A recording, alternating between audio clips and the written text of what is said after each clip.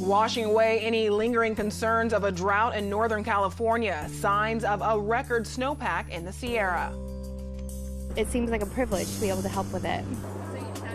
For new mothers, it's more precious than gold, the life-saving gift to San Diego's tiniest patients.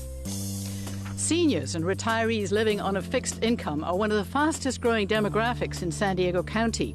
They're also some of the most challenged by the rising rents and the falling vacancy rates. KPBS Evening Edition starts right now.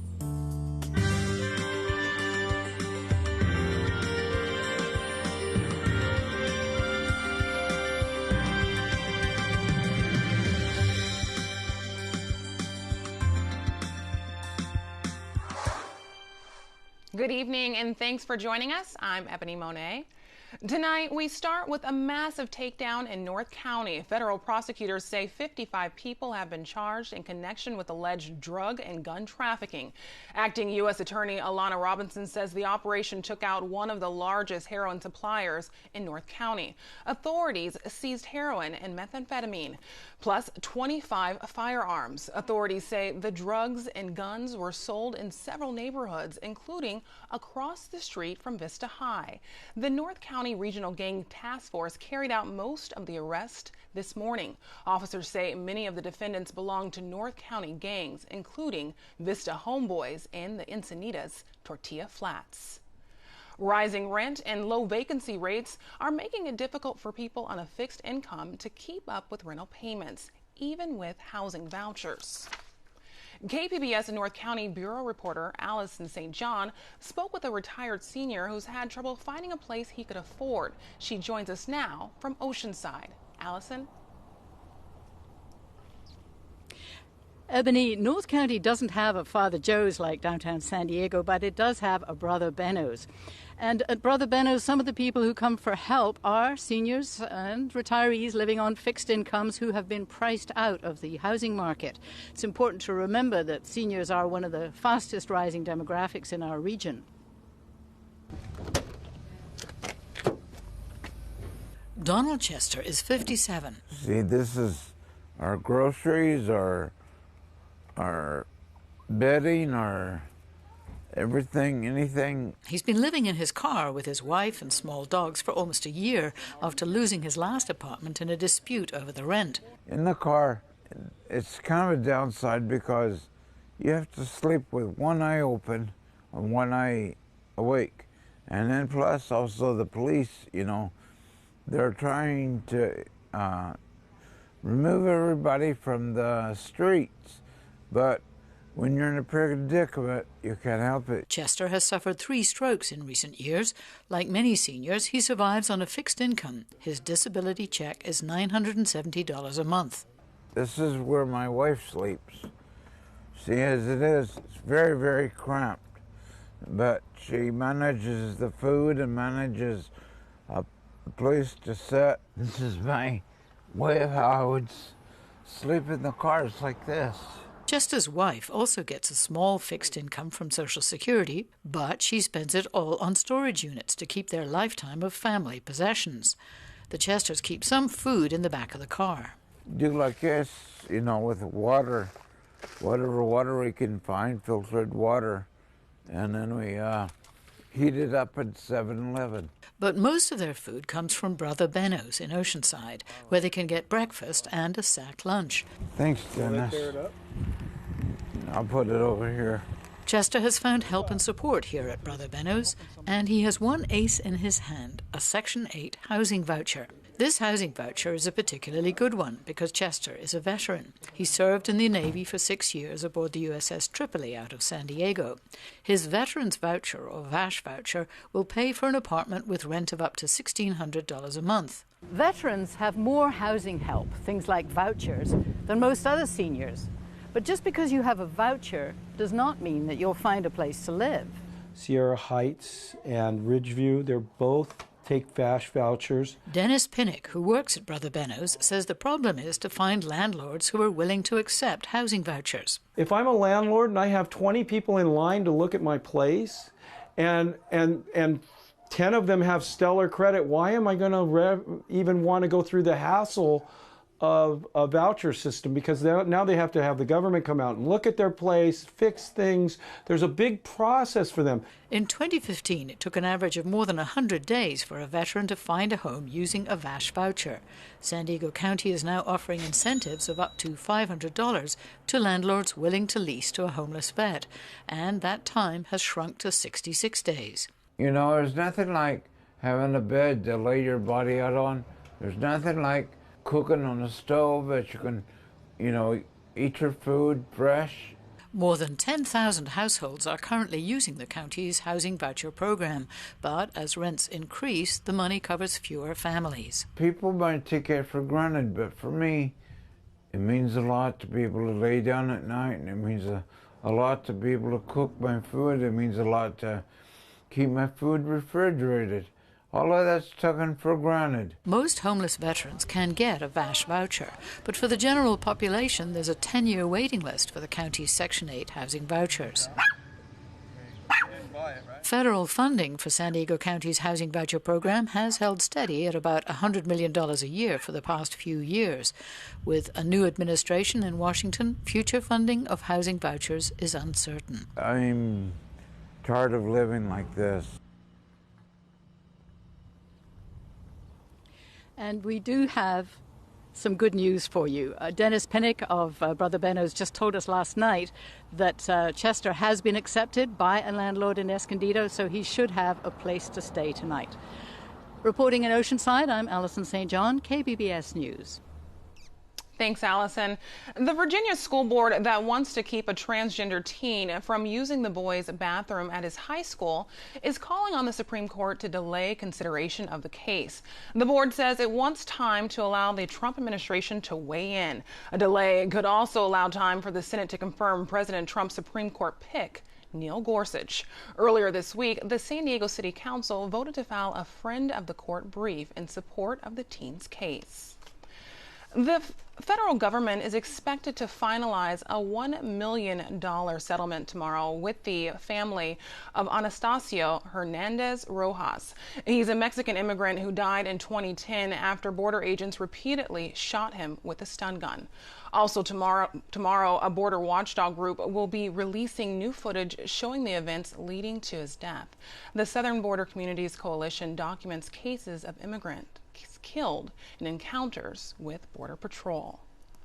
California's snowpack is close to setting records. The Department of Water Resources conducted its monthly measurement in the Sierra Nevada today. They found the water content at 185% of normal. A year ago, levels were at 84% of normal.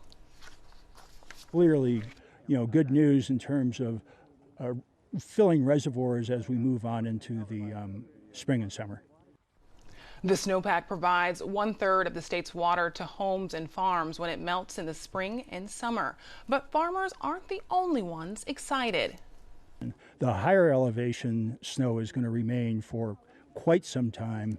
You're going to see a lot of very enthusiastic backcountry skiers who haven't had this for probably close to a decade. The Water Resources Department says reservoirs and rivers should be able to absorb the runoff with no serious risk of flooding as long as weather conditions allow for a gradual melt. The recent winter storms in California could come with a $50 billion price tag. That's the word from the state's Natural Resources Secretary, John Laird. Says this year's heavy rain has caused extensive damage to roads, dams, and other infrastructure. Damage to California's highways alone is estimated at nearly $600 million.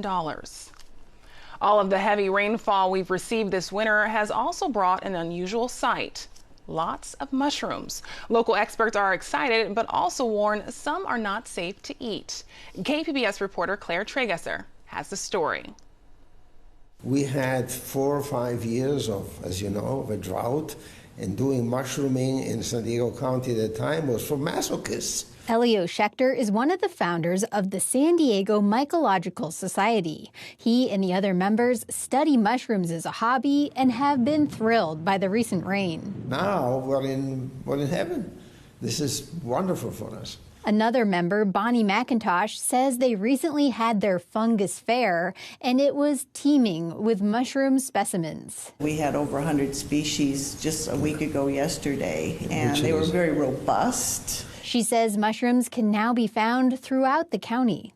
But with the explosive mushroom growth comes potential dangers. We have some very bad, dangerous, poisonous mushrooms in San Diego County, including one which is appropriately called destroying angel. You know, it looks like a beautiful white, pure white Gorgeous. mushroom, gorgeous. And, you know, one thing this really stresses if somebody wants to pick a mushroom to always pick it up from the base. Don't cut it off. So dig it out of the ground, don't pick it up from the top.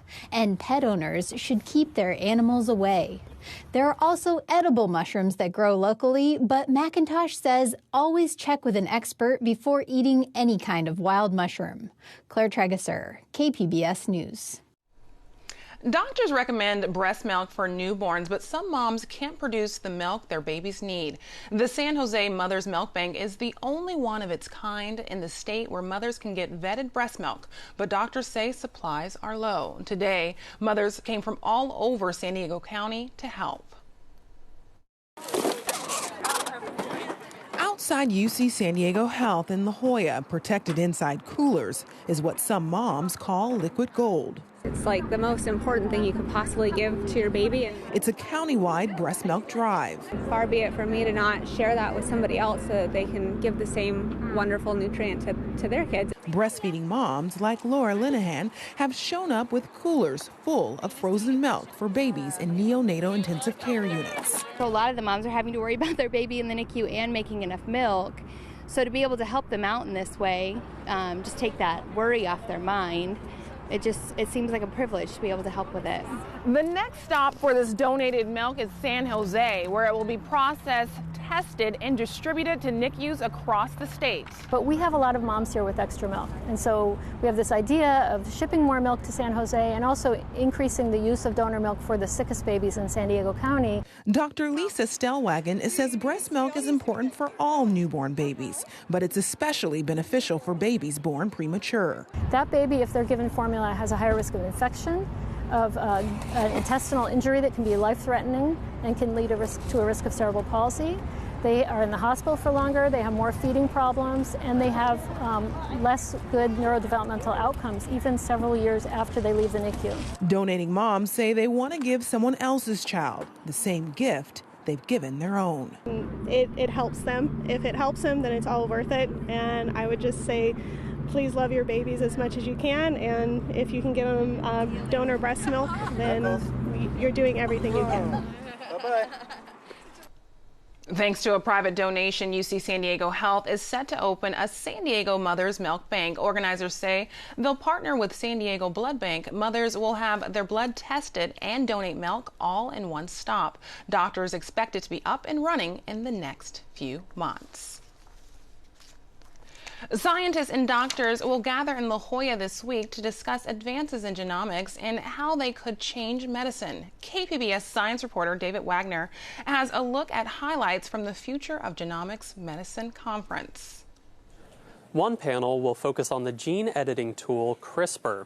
It'll feature the MIT scientist who recently came out ahead in a high-profile patent battle over who deserves credit for developing a tool that could be used to fight cancer, malaria, and a host of genetic diseases.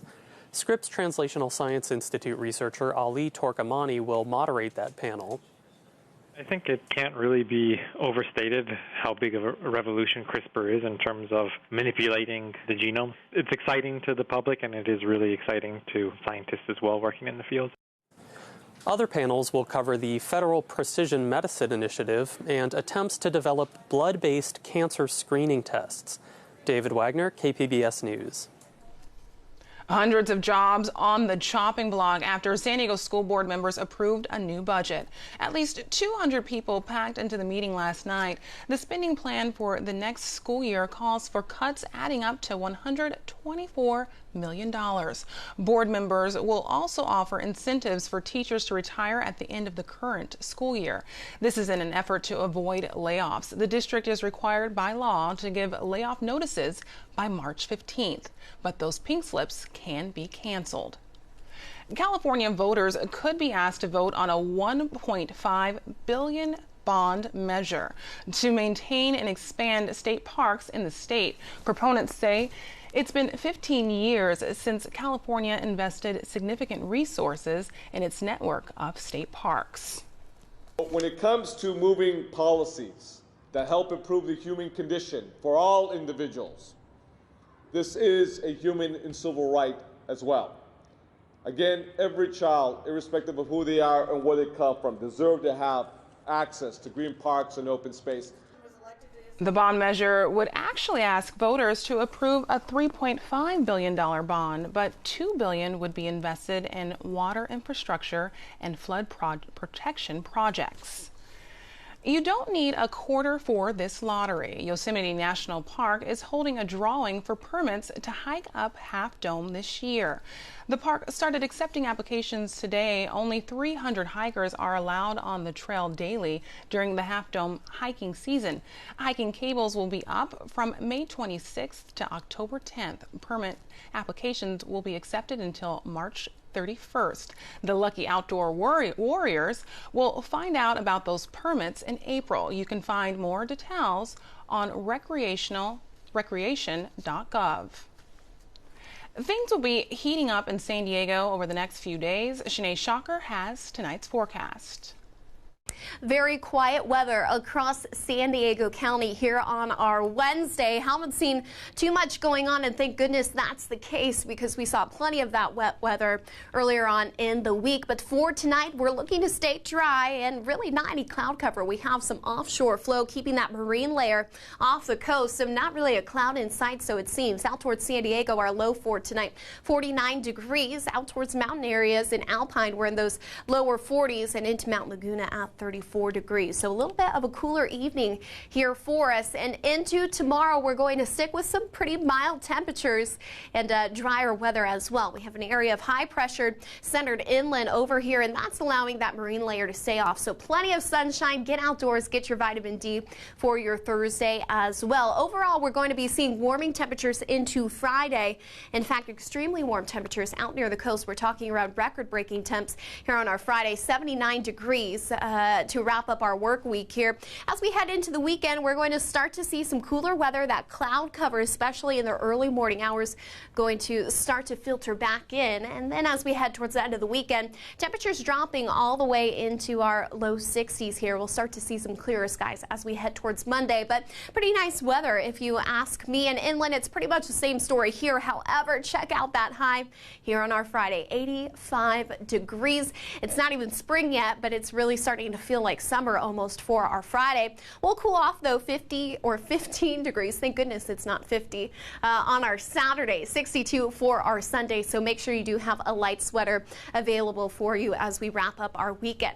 In and across the mountains, well, once again, warming trend until Friday. To wrap up our week, we'll have sunny and breezy conditions, offshore flow keeping any of that cloud cover really out of the way.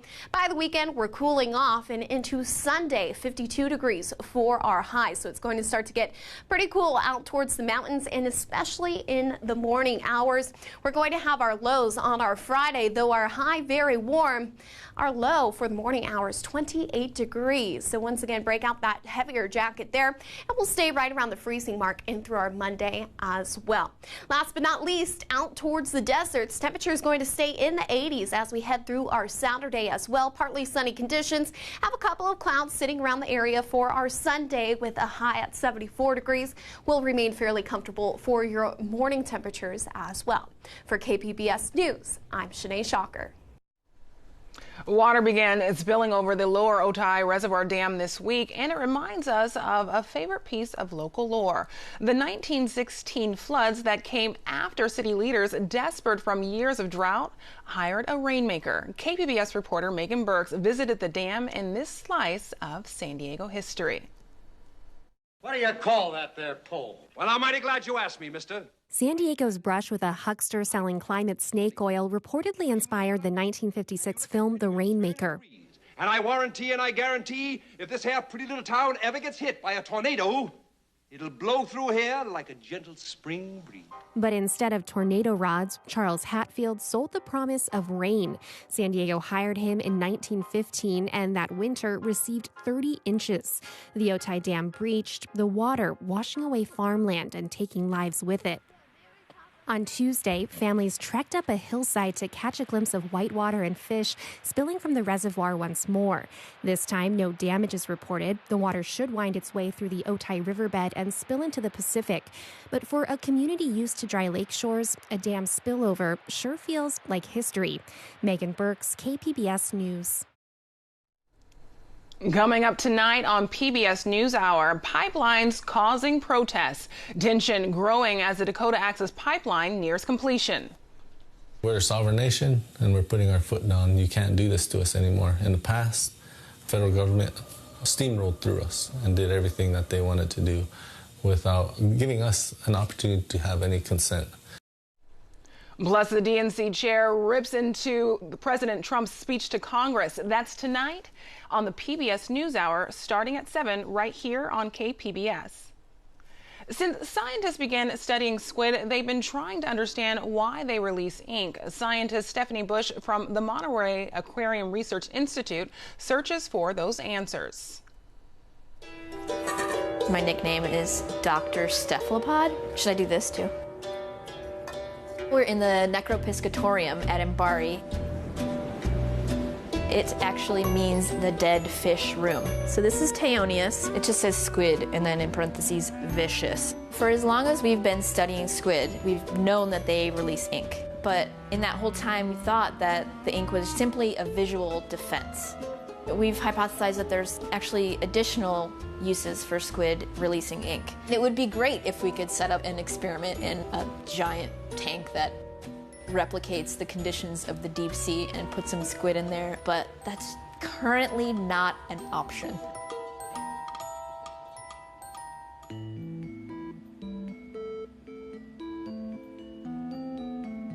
One of the first things we thought of is maybe the ink contains chemicals that are repellent to a potential predator. If you're a predator swimming through the ocean and you run into this bad tasting thing, you might stop for a second, kind of, shake your head and try and get rid of that from your olfactory system. And in the meantime, the squid is getting away. Then there's the other side of that, equally possible. The ink just smells like squid, and that is actually an attractant. So the predator is out to find squid to eat it. So if they come across some ink and that ink smells like squid, they're like, ooh, I'm close. That could distract them for long enough that the actual squid gets away. It could be a possibility that a squid would use ink to attract a mate. The deep sea is a huge habitat and it's completely dark, and you don't necessarily want to be swimming around all the time, potentially bumping into predators when you're trying to find a mate. They'll release a few puffs of ink, and as the ink dissipates, another squid might sense that ink and know, okay, I should, look around a little bit more. You could think of it as the lazy man's way of attracting a mate.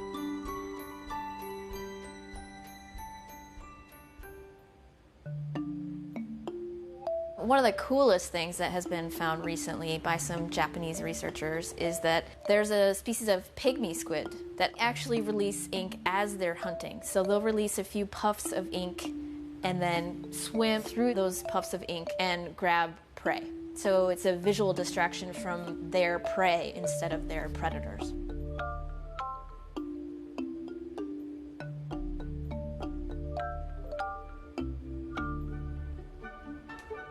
Some gnarliness. Oh, that looks disgusting. It's just nasty. Actually, these ones look pretty cool. The one on the right is Teonius, and the one on the left is Galateuthis. There are hundreds of species of squid, and all of them that have been studied release ink. One of the core tenets of science is to continue questioning the things that we know and the things that we think we know. We want to constantly challenge this sort of firmly held beliefs that we have in science.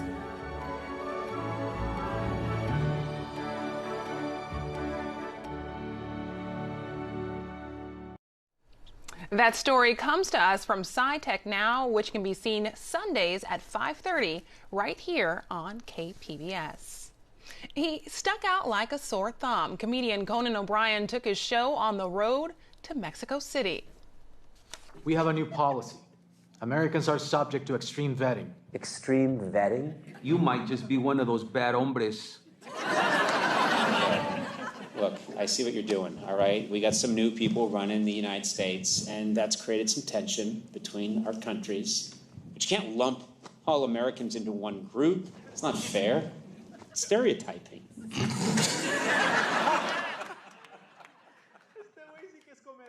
O'Brien filmed the show with an American and Mexican crew. Guests include former Mexican President Vicente Fox and Star Wars Rogue One star Diego Luna. Conan Without Borders, Made in Mexico, airs tonight on TBS. Here's a look at what we're working on for tomorrow in the KPBS newsroom. On Morning Edition, a hidden brain solution to discrimination with Airbnb bookings. And on Midday Edition, Spring into STEAM, the unique combination that may have kids buzzing about science at San Diego libraries. That's tomorrow on KPBS Radio.